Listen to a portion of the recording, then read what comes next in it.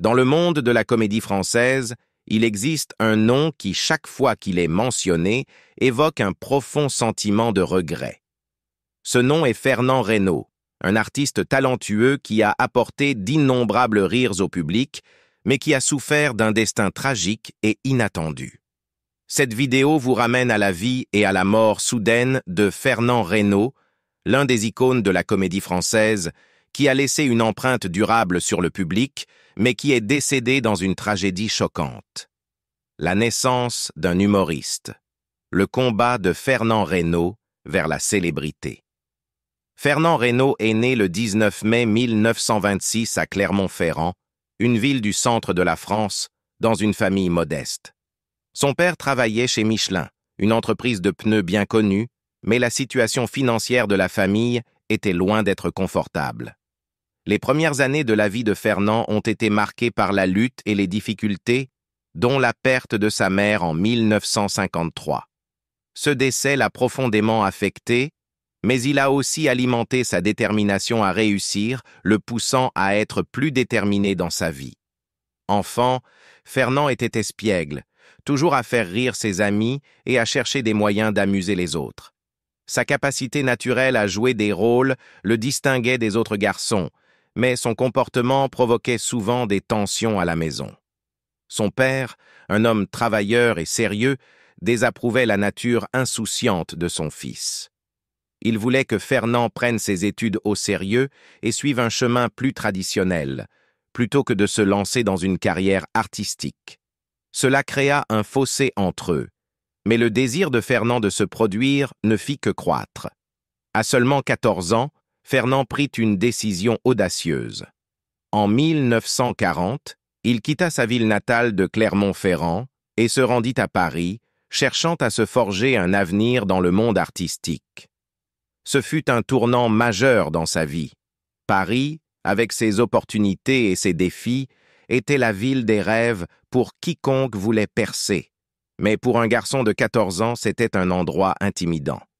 La vie à Paris ne fut pas facile pour Fernand. Il occupa divers petits boulots pour subvenir à ses besoins tout en tentant de percer dans le monde du divertissement. De vendeur à commis de bureau, en passant par apprenti maroquinier, Fernand fit tout ce qu'il pouvait pour survivre. Ses premières années furent remplies de difficultés et d'incertitudes, mais sa détermination à réussir ne faiblit jamais. Il resta concentré sur son objectif de devenir humoriste, même lorsque le chemin semblait flou. Pendant ces années difficiles, Fernand passait son temps dans de petits cafés, des théâtres et même dans des émissions de télévision, espérant obtenir sa chance. Il savait que le succès ne viendrait pas rapidement, mais il était prêt à continuer d'essayer. Sa passion pour la comédie et la performance le maintenait motivé, et il refusait d'abandonner son rêve. En 1954, la persévérance de Fernand commença à porter ses fruits. Il rencontra Jean Nohain, un animateur de télévision français bien connu, qui reconnut son potentiel et l'aida à obtenir une place dans l'émission télévisée populaire 36 chandelles. Ce moment marqua un tournant dans la carrière de Fernand, le propulsant sous les feux des projecteurs et lui offrant la reconnaissance pour laquelle il s'était battu avec tant de détermination. À travers 36 chandelles, Fernand gagna non seulement la célébrité, mais établit aussi des liens durables avec d'autres figures influentes du monde du divertissement. Il travailla aux côtés de talents comme Roger Pierre, Jean-Marc Thibault et Raymond DeVos, qui deviendraient des collaborateurs importants dans ses projets futurs. Le parcours de Fernand Reynaud vers la célébrité n'a pas été sans défi. De la perte de sa mère aux difficultés de ses premières années à Paris, il a fait face à de nombreux obstacles. Cependant, c'est sa détermination inébranlable et sa passion pour la comédie qui lui ont permis de surmonter ces difficultés et d'atteindre le succès. Son histoire est un témoignage du pouvoir de la persévérance, prouvant que même avec des débuts modestes, on peut parvenir à la grandeur grâce au travail acharné et à la détermination. Des scènes de comédie à la gloire internationale, l'héritage de Fernand Reynaud. La carrière de Fernand Reynaud a été tout simplement extraordinaire, Parti de débuts modestes, il est rapidement devenu l'une des figures les plus aimées et respectées de l'univers de la comédie française. Son chemin vers la célébrité n'a pas été facile, mais sa détermination, son style unique et son éthique de travail infatigable ont ouvert la voie à une carrière qui a traversé les frontières, lui permettant de recevoir une reconnaissance bien au-delà de la France. En 1960, Fernand a fait un pas audacieux qui allait définir sa carrière. Il décida de tenter une performance solo ambitieuse au Théâtre des Variétés, une prestigieuse salle parisienne. L'idée de jouer seul pendant 3 heures aurait pu sembler risquée, mais le sens du timing impeccable de Fernand, son esprit et son charisme ont captivé le public du début à la fin. Sa prestation fut un succès retentissant, au point qu'elle fut prolongée pendant 1 an et demi. Ce n'était pas un exploit facile dans le monde du divertissement, et cela a montré sa capacité exceptionnelle à tenir la scène et à faire rire le public pendant de longues périodes. Le succès de cette performance solo marqua un tournant important dans sa carrière. La réputation de Fernand monta en flèche et il devint rapidement une figure régulière sur les plus grandes scènes parisiennes. Il n'était plus simplement un autre comédien sur le circuit. Il était devenu une icône de la comédie française, connu pour son habileté à raconter des histoires, son humour d'observation acéré et sa capacité à faire rire tout en reflétant les subtilités de la vie quotidienne. C'est un spectacle résonnait avec des publics issus de tous les horizons car son humour abordait des thèmes universels, le rendant accessible à un large éventail de personnes. Mais la célébrité de Fernand Reynaud ne se limita pas aux frontières de la France. Son talent comique a transcendé les frontières nationales et il est devenu une figure adorée à l'international. Des spectateurs du Canada à l'Afrique, du Pacifique au Grand Théâtre de Londres ont été attirés par ses performances. Le style unique de Fernand, qui mélangeait humour d'observation et une touche d'absurde, a conquis les cœurs des spectateurs du monde entier. Son attrait universel l'a aidé à élargir sa base de fans, faisant de lui un ambassadeur de la comédie française sur la scène mondiale. En plus de son succès en tant que comédien de stand-up, Fernand ne se contenta pas de se limiter à un seul genre. Il s'est lancé dans des rôles dans plusieurs productions théâtrales renommées, montrant ainsi sa polyvalence en tant qu'artiste. Il apparut notamment dans la pièce classique française Le bourgeois gentilhomme de Molière et Don Juan, démontrant son talent pour des performances plus sérieuses et dramatiques. Bien qu'il fût principalement connu pour son génie comique, ses rôles lui permirent d'élargir sa palette et de prouver qu'il excellait aussi bien dans le jeu dramatique que comique. Le succès de Fernand Reynaud ne reposait pas seulement sur son talent de comédien, mais aussi sur son adaptabilité. Sa volonté d'explorer différents aspects de la performance et de relever de nouveaux défis montrait son dévouement à son art. Sa capacité à divertir non seulement en France mais aussi sur des scènes internationales est un témoignage de son exceptionnelle compétence et de son attrait mondial. Que ce soit sur une scène de théâtre parisien ou devant un public à Londres, Fernand ne manquait jamais de laisser une impression durable. À travers sa carrière remarquable, Fernand Reynaud a non seulement façonné la scène de la comédie française, mais il a aussi laissé un héritage durable sur la scène mondiale. Sa capacité à se connecter avec des publics de tous horizons, sa polyvalence en tant qu'interprète et son engagement sans faille envers son art ont fait de lui une icône internationale de la comédie. Le monde du divertissement se souviendra toujours de lui comme d'une figure unique et chérie, dont l'influence et le succès continuent d'inspirer les générations d'artistes à ce jour. Le mariage et la vie de famille de Fernand Reynaud. Derrière le rire. La vie de Fernand Reynaud a été remplie de moments de joie, de rire et de succès, mais son parcours n'a pas été sans ses partages de lutte personnelle. Son mariage avec René Caron a constitué un chapitre important de sa vie, s'entrelançant avec sa carrière et les défis liés à l'équilibre entre vie personnelle et célébrité. Alors que ses talents comiques ont diverti des millions de personnes, sa vie personnelle, notamment son mariage, était loin d'être le récit parfait d'un conte de fées du showbiz.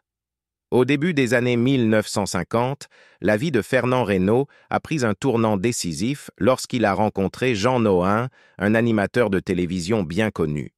C'est Nohain qui a introduit Fernand dans le monde de la télévision, lui donnant l'opportunité de présenter son talent comique dans l'émission populaire française 36 chandelles. Ce programme a été une étape clé qui a permis à Fernand de se connecter avec de nombreux autres artistes, tels que Roger Pierre, Jean-Marc Thibault et Raymond DeVos, qui joueraient par la suite un rôle important dans sa carrière. C'est dans cet environnement créatif que Fernand a perfectionné ses compétences, écrivant et développant certains de ses croquis comiques les plus emblématiques. L'un de ses travaux les plus connus, Un certain temps, était même basé sur une histoire partagée par Jean Nohain, qui en avait parlé pendant son service militaire.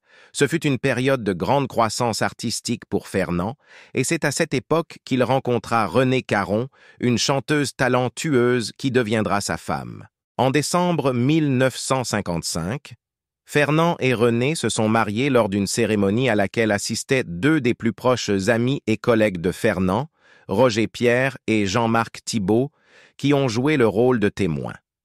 Le couple accueillit bientôt 2 enfants, Pascal et Françoise, dans leur vie.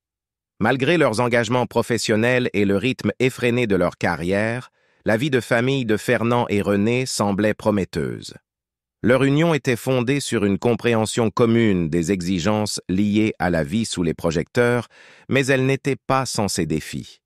Comme beaucoup de relations dans l'industrie du divertissement, le mariage de Fernand et Renée n'était pas sans tension. La célébrité croissante de Fernand et ses tournées constantes, combinées à son emploi du temps chargé, lui laissaient souvent peu de temps pour passer à la maison. Les exigences de sa carrière signifiaient qu'il était fréquemment absent, et sa capacité à être présent pour sa femme et ses enfants devenait une difficulté. Cela créait une distance émotionnelle entre Fernand et sa famille, quelque chose de difficile à combler. Le mode de vie d'un comédien, constamment en représentation, en répétition et en déplacement, ne se prêtait pas facilement à une vie de famille stable. Cependant, malgré ces défis, Fernand est toujours resté attaché à sa famille. Il aimait profondément ses enfants et demeurait proche d'eux, même lorsque sa carrière rendait difficile sa présence physique. Tout au long de sa vie, Fernand n'a cessé d'exprimer son affection pour sa femme Renée et leurs enfants, même durant les périodes difficiles. Ses luttes personnelles, y compris le fardeau émotionnel de sa carrière exigeante, n'ont jamais éclipsé l'importance de sa famille. Au fil des années, la vie personnelle de Fernand a affronté de nouveaux défis. Il y a eu des moments de tension et d'incertitude au sein de son mariage avec Renée. Malgré ses hauts et bas, ils sont restés ensemble pendant de nombreuses années, Fernand maintenant un profond sens de responsabilité envers sa famille. Dans les dernières années de sa vie, lorsque sa carrière a ralenti et qu'il a affronté plus de difficultés personnelles, le lien entre Fernand, Renée et leurs enfants est devenu encore plus significatif. Bien que leur mariage n'ait pas été sans complications, il a joué un rôle crucial dans la vie de Fernand Reynaud. Renée fut une partie essentielle de son histoire, apportant son soutien pendant son ascension vers la célébrité et partageant les joies et les fardeaux de sa carrière. Leur relation, bien qu'éprouvée par les pressions de la vie professionnelle de Fernand, était fondamentale en ce sens qu'elle l'ancrait à travers les hauts et les bas de son succès. C'est au sein de cette unité familiale que Fernand trouva un équilibre, un rappel de ce qui comptait vraiment au-delà des projecteurs. Fin tragique. La mort soudaine de Fernand Reynaud. En août 1973, Fernand Reynaud, l'un des comédiens les plus aimés de France, assista à une fête à Cannes après avoir vu une performance de son collègue Thierry Leluron. Là, il eut une conversation étrange avec son ami Jacques Chazot, également comédien. Chazot fit une remarque plutôt sinistre. « L'un de nous va mourir cette année. » Fernand, toujours le blagueur, répondit en riant « Eh bien, celui qui arrive en dernier, c'est moi, je suis le 13e. » Il ne savait pas que cela se révélerait être une prophétie glaçante. Un mois plus tard, le 28 septembre 1973, la vie de Fernand se terminerait tragiquement dans un accident de voiture. Il se rendait à une conférence de presse à Clermont-Ferrand, conduisant sa Rolls-Royce décapotable. Sur une route calme et sinueuse, Fernand perdit le contrôle du véhicule. La voiture dévia de la route et s'écrasa contre un mur au cimetière de Chais-sur-Morge. L'impact fut fatal, et Fernand Reynaud disparut en un instant, laissant sa famille, ses amis et des millions de fans sous le choc. Sa mort soudaine envoya des ondes de choc à travers le public et le monde du divertissement. Fernand avait été l'un des comédiens les plus populaires et les plus appréciés de France, connu pour son esprit acéré et ses performances hilarantes. La nouvelle de son décès était presque impossible à croire pour ceux qui avaient suivi sa carrière. Pendant tant d'années, Fernand avait fait rire les gens et avait construit un héritage en tant que maître de l'humour français. Ses collègues et amis proches, comme Jean Nohain et Raymond DeVos, exprimèrent leur profonde tristesse face à la perte de leur ami talentueux. Ce qui rendait sa mort encore plus tragique, c'est que Fernand venait tout juste d'annoncer sa décision de se retirer du monde du divertissement.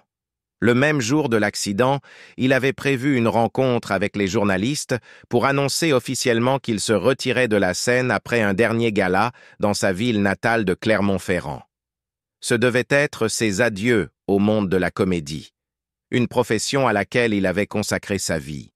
Ses fans attendaient avec impatience sa dernière performance, sans savoir qu'elle ne verrait jamais le jour. La mort de Fernand Reynaud n'a pas été seulement une perte pour sa famille et ses amis, mais pour toute l'industrie du divertissement français. Il avait passé sa vie à divertir et apporter de la joie aux autres. Il avait un talent unique pour faire rire les gens avec ses croquis légers mais malins, et son décès soudain laissa un vide dans le cœur de ceux qui admiraient son travail. Raymond DeVos, un comédien et ami proche, parla de son incrédulité face à la nouvelle. Fernand était un ami merveilleux, et le perdre est une énorme perte pour l'art de la comédie et pour tous ceux qui l'aimaient. Même au sommet de sa carrière, Fernand veillait toujours à maintenir des liens forts avec sa famille et ses amis. Il était connu pour son humilité et l'amour qu'il portait à sa femme et à ses enfants. C'est cette facette personnelle de Fernand, autant que son génie comique, qui rendait sa mort encore plus bouleversante. Il n'était pas seulement un comédien, il était un père et un mari dévoué. La mort soudaine et prématurée de Fernand Reynaud laissa un vide dans le monde de la comédie française. Cependant, son héritage perdure à travers les nombreux croquis, performances et moments inoubliables qu'il a partagés avec le public. Bien qu'il soit parti bien trop jeune, son nom restera à jamais associé à l'âge d'or de l'humour français. Ses fans, collègues et amis continuent de se souvenir de lui avec affection et admiration. La mort de Fernand Reynaud a été un événement tragique, mais son impact sur le monde de la comédie ne sera jamais oublié. Le légendaire comédien de France et son héritage immortel. Fernand Reynaud est l'un des comédiens les plus emblématiques de France, qui a laissé une impression durable sur le public grâce à ses œuvres comiques uniques. Il incarne l'archétype du français moyen, et son humour, allant des remarques pleines d'esprit aux situations inattendues, est devenu une partie intégrante de la culture française. Ses répliques comme « bourreau d'enfants, heureux », « y a comme un défaut, c'est étudié pour, ça eût payé, c'est le plombier, et allô, tonton, pourquoi tu tousses ?» sont entrés dans l'histoire et sont devenus des symboles de l'humour français. En plus de ses performances sur scène, Fernand Reynaud a également participé à de nombreux films et pièces de théâtre, laissant une empreinte profonde sur le public. L'une de ses œuvres mémorables est « Un certain temps », où il joue un soldat expliquant le temps de refroidissement d'un obus après qu'il ait été tiré. Cette performance est unique, non seulement par son côté humoristique, mais aussi en montrant la créativité de combiner humour et intelligence dans une situation. L'une des œuvres les plus emblématiques et célèbres de Fernand Reynaud est Le 22 à Asnières, enregistré en février 1966 et devenant un jalon dans l'histoire de la télévision française. Écrit en 1955, ce sketch critique les absurdités du système administratif des services postaux, téléphoniques et de télécommunications en France. Dans ce sketch, Fernand demande un appel vers Asnières, mais reste en attente pendant que d'autres clients peuvent passer des appels vers des endroits comme Liège ou San Francisco. L'histoire se termine sur un rebondissement surprenant lorsqu'il demande un appel pour New York. Un autre sketch comique, Les Croissants, met en scène Fernand en tant que client dans un café, peinant à comprendre que la boutique est en rupture de croissants. Cette situation apporte de l'humour par des répliques inattendues et sa prestation naïve mais relatable. Ça eût payé est une autre œuvre notable de Fernand Reynaud, où il incarne un pauvre fermier tentant d'expliquer son travail agricole. Ses répliques sur le blé non seulement font rire, mais reflètent également la situation économique de l'agriculture dans les années 1960, une époque où l'agriculture passait des méthodes traditionnelles à l'agriculture industrielle. Le sketch Le Plombier est l'une des œuvres les plus célèbres de Fernand Reynaud, dans lequel il incarne un plombier. Cette histoire procure non seulement des rires, mais est également considérée comme l'un de ses moments comiques les plus marquants, mettant en valeur sa créativité sans limite pour explorer des situations familières tout en étant très humoristique. Un autre grand moment de la carrière de Fernand Reynaud est « Allô tonton, pourquoi tu tousses ?» où il joue un homme innocent traversant la frontière avec des marchandises suspectes. La question « Allô tonton, pourquoi tu tousses ?» est devenue une réplique emblématique, reflétant l'innocence de la situation et faisant rire le public. Fernand Reynaud était également un artiste ayant une vision sociale claire, comme le montre son œuvre. J'aime pas les étrangers. Dans ce sketch, il présente un dialogue entre un agent des douanes préjugé et un étranger ayant des vues humanitaires. À travers ce travail, Fernand montre sa sagesse et son sens de la justice, reflétant le climat social en France à l'époque. À travers ses œuvres, Fernand Reynaud est non seulement devenu une icône du monde de la comédie française, mais il a également laissé un héritage inestimable. Bien qu'il soit décédé il y a longtemps, ses œuvres continuent de vivre dans le cœur des fans. Les sketchs de Fernand ne se contentent pas de faire rire, ils reflètent également l'esprit de la société française au fil des décennies, devenant une part indispensable du patrimoine comique du pays. Avant de terminer, nous espérons que cette plongée dans la vie et la carrière de Fernand Reynaud vous a touché. Son humour unique continue de résonner à travers les générations et ses œuvres restent une part précieuse du patrimoine comique français. Mais parmi tous ces sketchs mémorables, lequel est votre préféré? Dites-le nous dans les commentaires. Si vous avez aimé cette vidéo, n'oubliez pas de liker et de vous abonner à la chaîne pour plus de contenu fascinant sur les figures emblématiques du cinéma et de la comédie. Merci d'avoir regardé et à très bientôt pour une nouvelle histoire.